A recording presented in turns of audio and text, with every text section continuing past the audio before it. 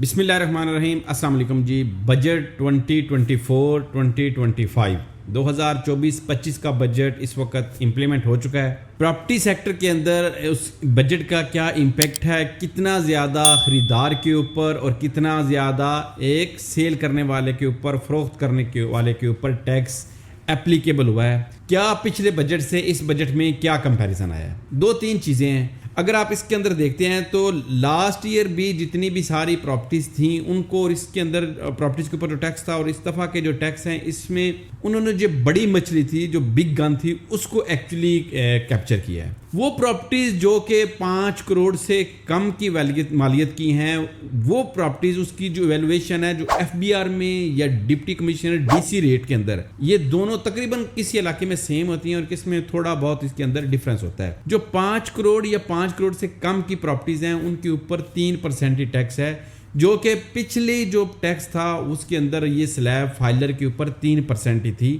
لیکن اس میں یہ نہیں تھا کہ آپ کو ایک لمٹ نہیں تھی کہ 5 کروڑ کی چاہے لے چاہے کوئی 20 کروڑ کی لے, فائلر اس میں 3% ہی ٹیکس دیتا تھا. اس دفعہ فرق یہ آیا ہے کہ انہوں نے یہ لمٹ لگا دیا ہے کہ فائلر جو کہ 5 کروڑ یا 5 کروڑ سے کم کی پراپرٹیز کے اوپر ہے, خریدار بھی اور فروخت کرنے والا بھی, یعنی 236C اور 236K, یہ دونوں جس کو ایڈوانس ود ہولڈنگ ٹیکس کہتے ہیں, یہ اتنے ہی دے گا خریدتے وقت بھی اور بیچتے وقت بھی.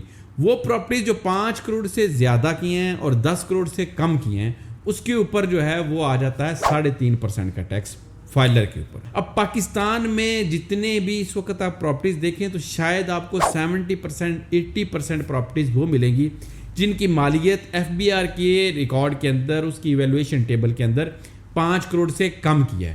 تو اس میں جو فائلر جو باقاعدہ ریگولرلی ٹیکس دے رہے ہیں اس کو تو اس کے اندر مسئلہ نہیں ہے. اب گورنمنٹ نے اس کے اندر ایک چیز اور ایڈ کی ہے, وہ کی ہے دوسرے نان فائلر ہیں ان کے اوپر اسٹیٹ وے 12% ٹیکس ہے اگر اس کی پراپرٹی کی مالیت 5 کروڑ سے کم کی ہے, اور اگر 5 کروڑ اس سے زیادہ 10 کروڑ سے کم ہے تو پھر اس کے اوپر 16% فلیٹ ٹیکس لگ جائے گا. تیسری ٹرم آ جاتی ہے, وہ آ جاتی ہے ڈیلیڈ فائلر کی. وہ یہ ہے کہ اگر آپ جو ہے وہ خریدتے وقت یا بیچتے وقت ایک دفعہ آپ فائلر ہو جاتے ہیں, اس کے بعد پھر آپ ان ایکٹیو ہو جاتے ہیں, پھر دوبارہ آپ نے جب پراپرٹی خریدنی ہے یا بیچنی ہے پھر دوبارہ فائلر ہوتے ہیں, تو اس کے اندر سسٹم آٹومیٹکلی آپ کو اٹھا لے گا کہ آپ ڈیلیڈ فائلر ہیں, تو اس کی پرسنٹیج زیادہ آ جاتی ہے. وہ تقریباً 5 سے 6% آپ کی آ جاتی ہے اگر آپ کی پراپرٹی کی ویلیو 5 کروڑ سے کم ہے, اور اسی طریقے کے ساتھ اس کی باقی بھی چینج ہوتی رہتی ہیں. اچھا, یہ تو سیم ہے, اس کے اندر کوئی اتنا زیادہ شاید پریشانی والی بات نہیں ہے. آپ ریزیڈینشیل پوائنٹ آف ویو سے دیکھیں گے تو شاید یہ بہت کم ایسے پلاٹ آپ کو ملیں گے جن کی مالیت 5 کروڑ سے زیادہ کی ہو. کمرشل میں چند ایسے پلاٹس ملیں گے, چند ایسے سیکٹر ملیں گے جن کے اندر وہ جو ہے وہ اس کی ویلیویشن کے اندر تھوڑا سا 5 کروڑ سے زیادہ کی جا رہی ہوگی. اچھا, میجر فرق کہاں پہ آ رہا ہے؟ میجر فرق آ رہا ہے کہ آپ کا گین ٹیکس کے اوپر. اگر ایک بندے نے فار ایگزامپل پراپرٹی آج خریدی ہے, آج کے ڈی سی ریٹ کے حساب سے, ایف بی آر ریٹ کے حساب سے ہی اس نے وہ سیم اسی پرائس کے اوپر اس نے خریدی ہے, 3 سال بعد وہ بیچ دیتا ہے اور وہ اس وقت کے ڈی سی ریٹ یا ایف بی آر ریٹ کے حساب سے ہی اس کو بیچ دیتا ہے, جو کہ وقت کے ساتھ اگر انکریز ہو چکا ہوتا ہے یا وہ اس کو ڈکلیئر ہی زیادہ کرتا ہے. وہ اگر 1 کروڑ روپیہ اس کے اوپر وہ اپنا منافع کما لیتا ہے, گین ٹیکس کما لیتا ہے, تو اس کا 15% گورنمنٹ آف پاکستان کو دینا پڑے گا. ایک تو یہ سیلر اس کے اوپر قابو آیا ہے. تیسری ایک نئی چیز ہے, وہ نیا ٹیکس پہلی دفعہ لگا ہے, وہ لگا ہے F E D tax, federal excise duty. یہ ٹیکس لگ چکا ہے. اس کے اندر ابھی بہت سارے ابہام ہیں, اس کی کلیئرٹی نہیں ہے, جس کے اندر یہ ہے کہ زیادہ تر لوگ یہ کہہ رہے ہیں کہ یہ سیلر کے اوپر ہی لگ رہا ہے, اور وہ آپ کا جو ہے وہ 3% جو ہے وہ آپ سیلر جو ہے وہ at the time of transfer وہ پے کرے گا. اب یہ اس بات کے اوپر ابھی تک جو ہے وہ چیزیں کنفرم نہیں ہیں کہ یہ صرف سیلر کے اوپر ہے یا پرچیزر کے اوپر ہے یا دونوں کے اوپر ہے یا دونوں پہ نہیں ہے یا دونوں میں سے کسی ایک کے اوپر ہے. یہ ابھی بات الگ ہے. یہ ٹیکس بھی اپلیکیبل ہو رہا ہے, جو کہ بجٹ آیا اس کے اندر یہ ساری چیزیں آلریڈی موجود ہیں. اب اس کے اندر ہوا کیا ہے؟ ہوا یہ ہے کہ سیلر زیادہ قابو آیا ہے, تھوڑی سی چیزوں کو کیلکولیٹ کر کے اس کو چیزیں کی خریداری کرنی پڑے گی.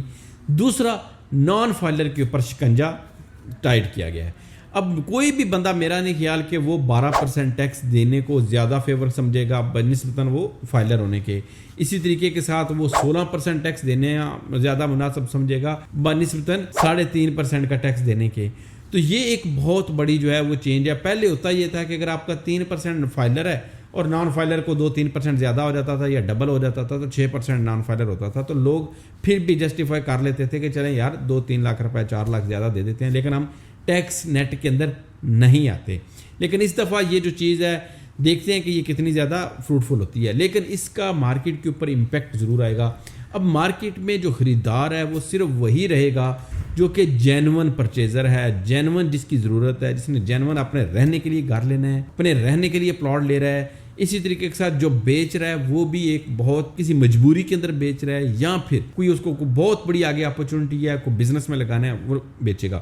کیونکہ 7E کا ٹیکس بھی سیلر کے اوپر آلریڈی جو ہے وہ لگ چکا ہے، بے شک وہ کورٹ کے اندر کیس ہے، وہ 7E کا ٹیکس بھی سیلر کے اوپر ہے. ایکچولی یہ مارکیٹ سے ٹریڈنگ ختم کرنا چاہ رہے تھے کہ وہ لوگ جو آج پراپرٹی خریدتے تھے مہینے بعد 6 مہینے بعد بیچ دیتے تھے اور ان کو کوئی ایک ٹریڈنگ چل رہی ہوتی تھی، تو ان کو وہ روکنے کے لیے انہوں نے سیلر جو ہے اس کے لیے ٹف سے ٹف حالات بنائے ہیں تاکہ وہ پراپرٹی کو اتنی آسانی کے ساتھ نہ بیچ سکے اور یہ نہ کرے کہ یہ بیچی یہ خرید لی، وہ بیچی وہ خرید لی. جینون جو ضرورت ہے وہی پراپرٹی خریدے اور وہی چیز جو ہے وہ انویسٹ کرے اور ایسٹ کی طرف بلڈنگ کی طرف آئیں کہ وہ ایسٹ بنائیں، نہ کہ وہ مارکیٹ کے اندر اسکیلپنگ کرتے رہیں، بائنگ سیلنگ ٹریڈنگ مارکیٹ بنائیں، جس سے بہت حد تک جو ہے وہ آپ کی پراپرٹی کی پرائسز ایک عام مڈل کلاس پرسن سے ایک عام فیئر مارکیٹ پرائس سے اوپر جا رہی تھیں. یہ گورنمنٹ کا نیریٹو ہے، پتہ نہیں کتنا سچ ہے یا کتنا غلط ہے، یہ تو وقت آگے بتائے گا اور ہم انشاءاللہ تعالیٰ آپ کے ساتھ وہ چیزیں ڈسکس کرتے رہیں گے. امپیکٹ اس کا ابھی تک یہ آیا ہے کہ ابھی تک جتنی بھی ٹرانسفرز ہو رہی ہیں وہ